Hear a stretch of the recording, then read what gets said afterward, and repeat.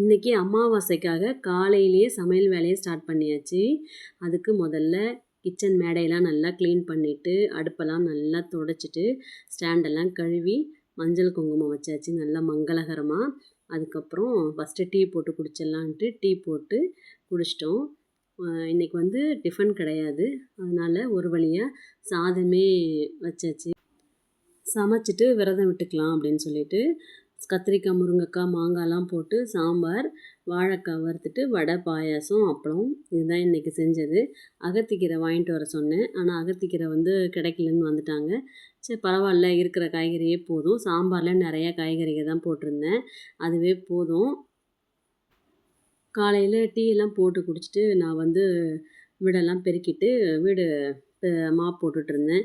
இவங்க வந்து சமையலை நீ போய் பாரு, நான் வந்து உனக்கு ஹெல்ப் பண்ணுறேன், நல்லா க்ளீன் பண்ணி தரேன் அப்படின்னு சொல்லிட்டு நான் தொடச்சிட்டு இருந்ததை வாங்கிட்டு எனக்கு வந்து காலையில் மாப் போட்டு கொடுத்தாங்க.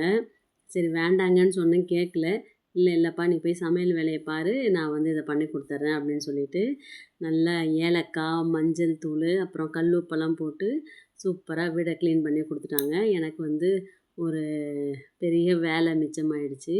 இந்த மாதிரி ஒரு ஹெல்ப்புக்கு செய்கிறாங்கன்னா, மனசார செய்கிறாங்கன்னா, அது வந்து ரொம்ப பெரிய விஷயம்.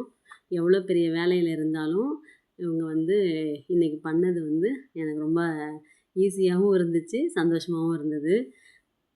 பால் பாயாசத்துக்கு வந்து சேமியா போட்டேன். ஜவ்வரிசி வந்து ஒரு கண்ணாடி ஜவ்வரிசின்னு கொடுத்தாங்க, நல்லா குட்டி குட்டியாக சக்கரை மாதிரியே இருந்தது.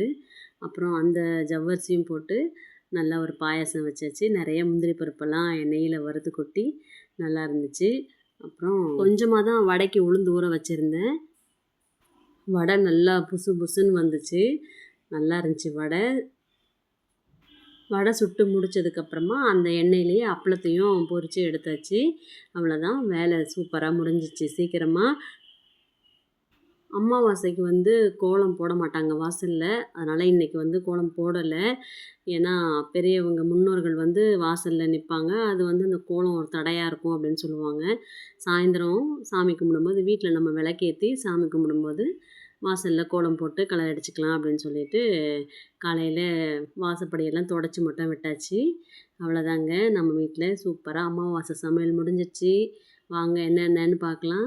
சுட சுட சாதம், கத்திரிக்காய், முருங்கைக்காய், சௌச்சௌ, மாங்காய்லாம் போட்டு சாம்பார், அதுக்கப்புறம் சேமியா, ஜவ்வரிசி பாயாசம், வடை, அப்பளம், வாழைக்காய் வறுவல்.